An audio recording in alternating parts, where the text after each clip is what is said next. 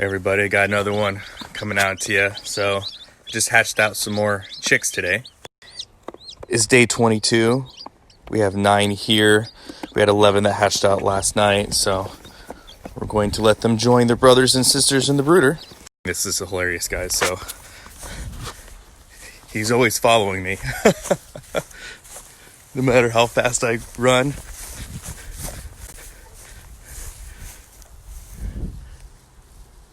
He's always following me. Hey, buddy. It's because he knows where his food comes from, that's why. Let's go this way now.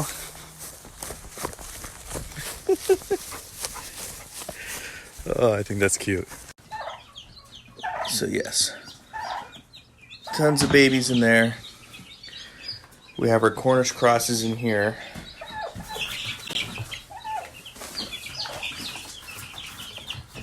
Everybody's looking really good today. The rabbits are looking good. It's midday and their water's already pretty low, so we're gonna fill their waters up for the rest of the day. And because I like convenience, I went ahead and put their rain catchment water system right here underneath the roof. And it just makes it a lot easier to water them, and it keeps the water cool too. The sheep are doing well. It's been a work in progress for them since they're naturally pretty skittish. But I've gotten to the point where I can give them alfalfa pellets and pet them, and they're relatively fine with that. But, you know, training is a work in progress. So a lot of you guys might be wondering, well, Millennial, what's the purpose of this video? The purpose of this video is I really want you guys to do the things. I really want you guys to stop living in fear. I really want you guys to do things that make sense. I really want your actions to mirror your beliefs. Because I know for a fact, if you are one of those people that comes after me online, it's because you're not doing the things. Because if you're doing the things, and you really believe that all this upcoming civil war, economic collapse, if you really believe that all these things are happening, I don't know where on earth you're finding time to give me a hard time, which is fine. I think it's great. I've been screenshotting a lot of it. I think I'm going to do like a compilation video of all the screenshots. But, you know, where are you finding the time? Got to move some chicken rabbit tractors, so got to make sure this stuff's all aired up.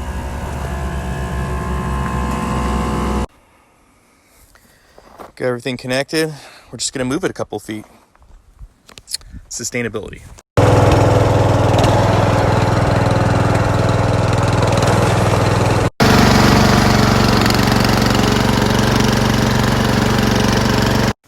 There we go. I got 5 of them on open pasture. All we're going to do is every so often move it forward. It's as simple as that. They're going to fertilize it, eat it down for me, and produce high quality meat. I mean, compared to most people, I probably have more time on my hands than a lot of other people, because I don't have a lot of the city fray that I have to worry about as far as what consumes my time. It's, you know, my family, my work, and my homestead, you know, so I barely have time, and I can only imagine where a lot of other people find time to come up with all these wild conspiracy theories and spend all this time online, you know. But then I realize it's not really about being prepared. It's about being entertained. And so I get that. And if you're somebody that is needing to be entertained and you find that in the awareness community, cool. I get it. And, you know, at the end of the day, I guess I'm just going to chop it up to me being slow, I guess. Because, you know, people, they want some kind of blueprint. They want some kind of answers. And then when they get the answers, they don't like the answers. And then it makes me wonder, well, I thought this is what you were asking me for. You know, let me give you a few good examples. The whole food shortage thing. I've done videos on this. I've talked about this in nauseum. I'm not going to get into it. If you guys know me, you know I don't believe there's going to be food shortages. I just don't buy into that. Living in a very dense agricultural community where agriculture is where people make their living around here. There's no shortages. People are still, it's business as usual. So at least for my part of the country, I can't articulate how there's going to be food shortages. And all the ways that people try to articulate, I can destroy their arguments relatively easy because they don't really know how food is grown, raised, etc. So with that being the case, I don't believe that there's going to be food shortages. But if you ask me what you should do, this is what I'm going to tell you. The blueprint for success is there. You need to grow food locally. You need to support local growers. You need to grow food on arable land that is around you. You need to have chickens. You need to have rabbits. You need to have ducks. You need to have quail. You need to have small ruminant animals, large ones if you can. You need to compost. These are all things that are templates that we've seen work in every other country. Cuba is a great example. Venezuela is another great example. There are lots of places where we've seen this template work. And here comes the hard part for people.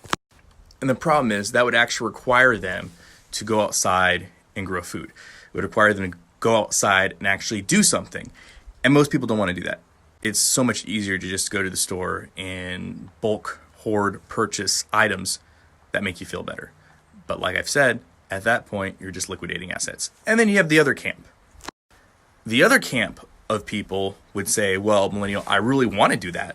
That's awesome. I totally want to do that, but I can't because my local HOA or my CCNRs for a neighborhood or municipal ordinances, local state law, what have you. There are these barriers in the aspect of red tape that would prohibit me from doing it. And then it's the same thing that I say to everybody, well, why don't you challenge those local ordinances, those HOAs, those CCNR? Why don't you challenge those archaic red tape that was put in years and years ago? Because it's difficult, because it's hard. Nobody wants to do that. But you only really have two options, if we're being honest. You can get ahead of it now, right? You can get ahead of it now, change the red tape, change the ordinances to where you can grow food and you can actually be sustainable and prepared and get ahead of it. Or you can just wait till everything crumbles down. And in most governmental systems, especially ones in socialism, as we saw with Cuba and Venezuela and others, they say, the government says, hey, we screwed up, we're not helping you. Take every piece of arable land and grow something on it, you're on your own. And that's what we've seen happen numerous times. We've seen this, like I said, we've seen this with Cuba, we've seen it with Russia, we've seen it with the USSR. So, and just Russia in general. Like, we have seen this. We've seen these templates play out before, and we know they work. So if you know that's the end goal, why not get ahead of it now? Again, because it requires work. It requires you to actually do something when it's so much easier to stockpile and hoard food, and it makes you feel better at the same time. And at the end of the day, it's great. Go out and buy all your stuff. Have a year's supply of food. That's great. But like I said, you're liquidating assets. If you don't think that America is if you think there's going to be some kind of collapse and everything's going to be put together and we're going to go back to everything status quo normal in a year, well, hey, if that's what you believe, then you're all set up. But the realistic goal in nature and the realistic expectations are not so. I mean, look at what happened in Cuba. Look what happened in Venezuela. They're still struggling. All these things are still happening. It's been more than a year. So you're going to have to revert to the template that has already worked. And that's the one that I'm giving you now. Local growing, grow your own food. That is the end goal. That is the end game. That's the reality of the situation. So let's talk about an economic collapse for a second. People have been talking about it, and people are going to continue talking about it, and they've been talking about it since the Great Depression. I remember my great-grandparents talking about it, I remember my grandparents talking about it, I remember my parents talking about it. Every generation since the Great Depression has talked about when the next Great Depression is going to happen and how it's, the catastrophic nature of it. I'm not here to disagree with anybody on that. What I'm here to say is, if you truly believe that's going to happen, what actions are you taking for me to even take you seriously? Like, what actions are you taking? Because if you really believe you're on the precipice of this, what are you doing? Are you just planning on getting steamrolled by it? Or are you actually trying to insulate yourself from the catastrophic events that you anticipate occurring? And the response from preppers is to buy precious metals, which I don't disagree with, is to bulk hoard buy lots of rice and beans, Okay, your money, you could do whatever you want with it. But when people ask me, well, what's your take on it? They don't like it because here's my take on it. A lot of us have jobs right now, right? And we work a job to receive fiat currency that we then use in our everyday lives, right? So knowing that this is a reality, if an economic collapse happens and you no longer have a currency that is valuable in the world of commerce, you're going to have to be a producer of something. Because if not, you are simply liquidating assets. So if right now you don't have a way of producing something and you're not producing something, when that happens, you still need to get things. You still need to pay for things. You still need to do things. That is going to require you to take what you do have and liquidate it. And you can only liquidate so far before all those things are gone. So you need to be a producer of something. And again, this advice, which is 100% sound, 100% correct, is not appealing because it requires you to do something other than buying a prep, other than spending money on buying something. And people don't want to hear that. People don't want to, that's not sexy. No one wants to, wait, so you mean before an economic collapse happens, I have to work, I have to produce something, and then after the economic collapse happens, I again have to work and produce something? Yeah, man, that's how commerce works, man. I don't know if you missed that at school, but yeah, you got to be a producer of something. You don't have to. You can not produce something, and then you're just liquidating your assets until you don't have any assets left to liquidate. And then guess what? You have nothing at that point. And so all this preparedness that you thought you had turned out to be, in all scheme of things, null and void because it just spreads you out. People ask me, what about bugging out? You know what? That's going to be a video all for itself. That's going to be a video for itself. I don't live this lifestyle because I'm scared of anything. I don't live this lifestyle because of how bad the world gets. I live this lifestyle because I love this lifestyle. I love it. I love the trees. I love the air. I love the animals. I love seeing the stars. Being able to see the stars and the moon and everything very clear on a summer night. I mean, gosh, it doesn't get much better than that. I love it. It's good for my soul. It's good for it's good for everything. It's good for my health, my soul, my mind. I'm at peace. So why wouldn't I do everything I can to make that part of my everyday life? Why wouldn't I do everything I can to live this and enjoy this and incorporate this in my everyday life? Why wouldn't you? And I guess that's my question to you. At the end of the day, people, I have nothing but to gain from people freaking out, from people acting out of irrational fears, because those chicks that you saw me taking out to the brooder, they're going to be gone in a couple of days. People are asking for chicks. Those rabbits I just put out into their grow out tractor, they're going to be gone in a couple of days because I cannot hold on to this livestock fast. I can't hold on to them. I cannot hold on to them to save my life. They are gone. As soon as they're posted, they're gone. I just got this brooder cleaned out and started today. This one's on day 22, and we still have more that are hatching. As you can see, there's still some that are hatching there, so we're going to let them continue to hatch.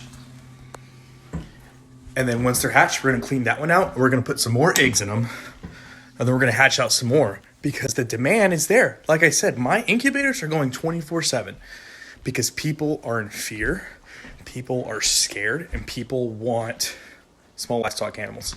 And you know what? I'm going to give the people what they want.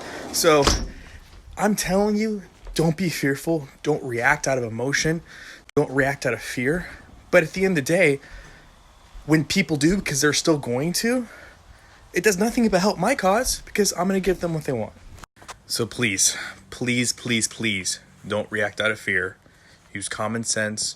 Use logic. Don't spend another dime until you really ask yourself what it is you're preparing for and why you're preparing for that. Understand what your abilities are. Understand how much space you have. Understand what you have on hand now. Like I said, I did a video on this. Please, if you're new to beginning or if you're new to preparedness or you've been doing preparedness for a long time, just take a look at that video. I'll link it in the comment and I'll link it in the description. Please, just take a look at it. Take a step back. Take a deep breath. Really go about preparedness in a way that makes sense, in a way into which you don't fall victim to the fear. because at the end of the day, there's always going to be somebody that's going to profit off that fear. Okay, so do something for yourself, for your family. Take a deep breath and just calm down. Remember, we have the templates for success. Okay, the templates are there. Just use them. Be a producer. Produce something. Understand that while it's great to stockpile and hoard food, and as wonderful as that is, all you're doing is liquidating assets if you're not producing it yourself. Because at the end of the day, you can say and you can point to any conspiracy, you can point to any bad thing out there. But starting from now, if something happens and all you have is a stockpile of food, all you're doing is liquidating your assets until you can figure out a way to become a producer. So if you already know that's the end game plan, makes no sense to push it out further. Start today. Well, hope you guys liked the video. Leave me a comment in the comment section below whether you agree with me or disagree with me. I love to hear everyone's opinion. As always, guys, long live the Republic.